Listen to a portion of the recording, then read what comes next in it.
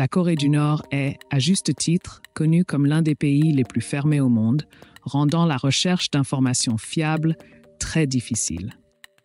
En effet, le pays ne fournit pas de statistiques à la Banque mondiale, et toute photo ou vidéo capturée par un touriste occidental subit une censure stricte. Les étrangers rencontrent de nombreuses difficultés pour entrer dans le pays à cause des règles très spécifiques pour ceux qui arrivent et séjournent. Bien que les pays voisins aient assoupli leurs règles, celle de la Corée du Nord reste stricte.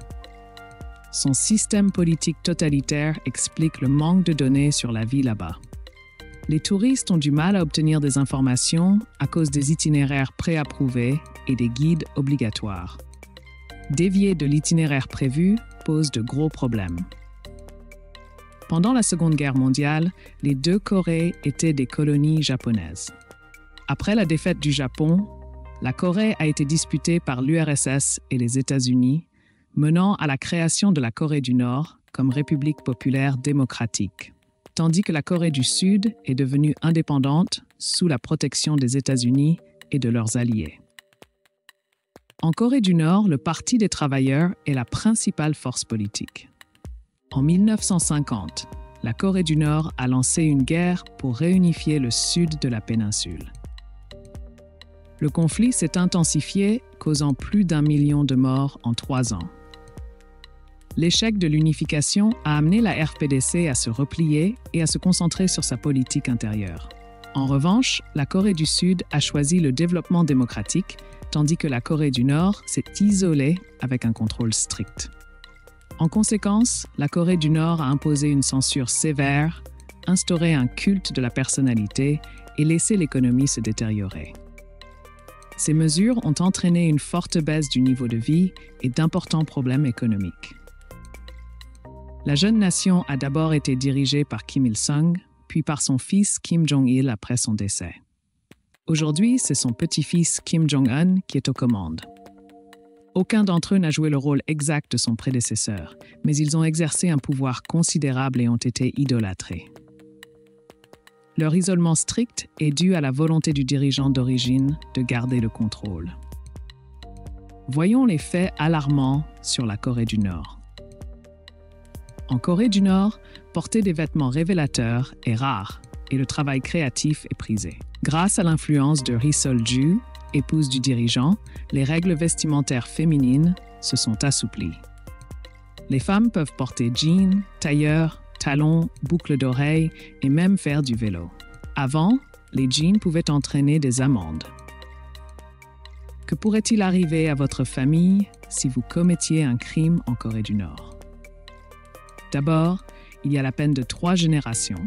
Cela veut dire qu'une personne emprisonnée entraîne sa famille et 2 générations suivantes à naître et vivre en prison. Il y a aussi de nombreux camps de concentration, dont 6 pour les prisonniers politiques. Souvent, les prisonniers sont condamnés sans procès ni enquête. Dans ces camps, ils subissent des coups, la faim et le travail forcé. Pour finir dans un camp de travail pénitentiaire nord-coréen, il faut commettre un crime politique, comme critiquer le gouvernement ou tenter de fuir. Tous les hommes doivent servir dans l'armée au moins 10 ans sans pause. Jusqu'en 2015, seuls les hommes devaient servir, tandis que les femmes pouvaient s'engager volontairement. Une modification de la loi a rendu le service obligatoire pour les femmes jusqu'à 23 ans.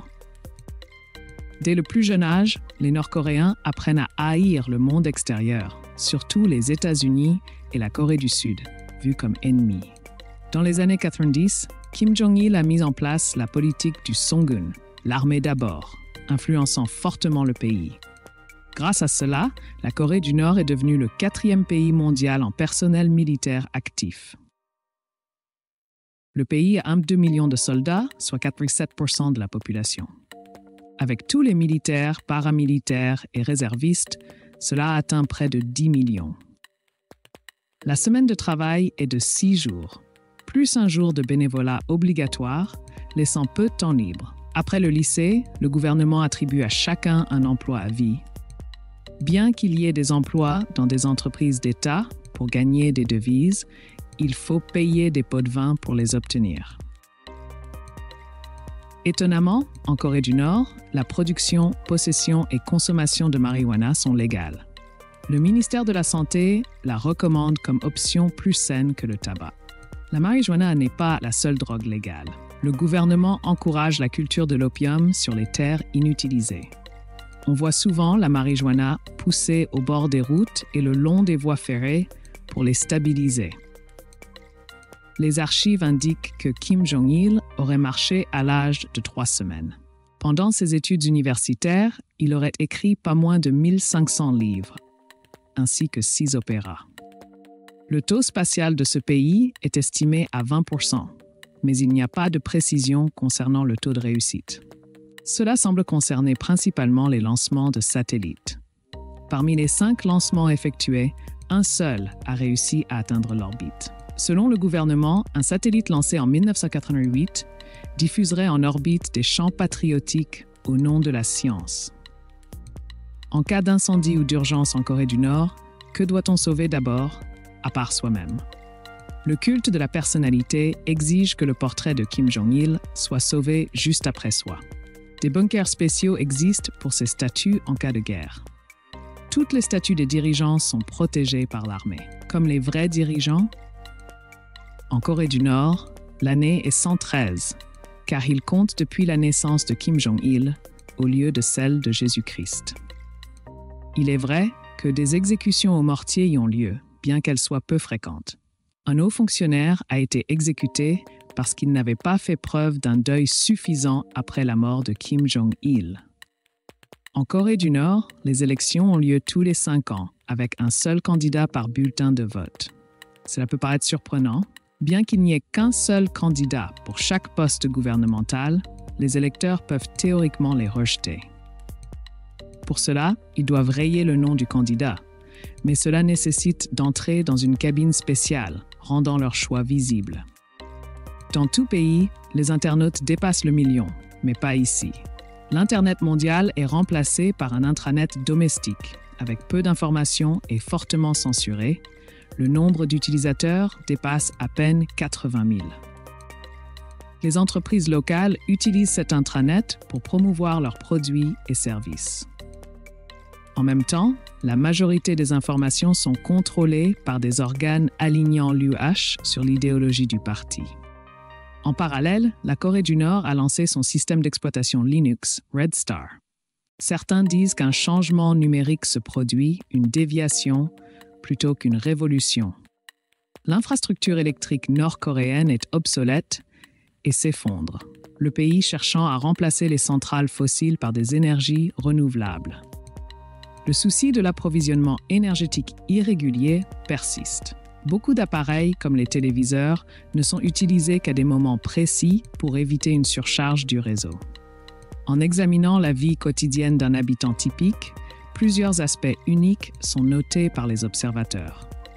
Il est crucial de reconnaître les carences alimentaires, la population se contentant souvent de riz et de légumes. La viande et le poisson sont rarement accessibles, réservés aux occasions spéciales et fêtes. Les magasins locaux sont presque vides, les aliments sont distribués avec des cartes de coupons spéciales. Les colis de l'État peuvent contenir vodka, bonbons et produits rares, mais seulement lors des grandes fêtes. À cette occasion, un bon d'achat de vêtements peut aussi être donné. La population est très maigre à cause de la malnutrition. Les difficultés économiques et alimentaires rendent la population nord-coréenne très différente de ses voisins du Sud. Tout cela se traduit par une petite taille due à une faim constante. En observant la vie en Corée du Nord, à travers les yeux de ses citoyens, on découvre une société totalitaire régie par la dictature. Récemment, les tendances montrent que le régime s'affaiblit. Kim Jong-un, au pouvoir depuis 2012, a lancé des réformes économiques pour attirer les investissements étrangers et stimuler les entreprises privées. Pourtant, le niveau de vie en Corée reste faible et insatisfaisant.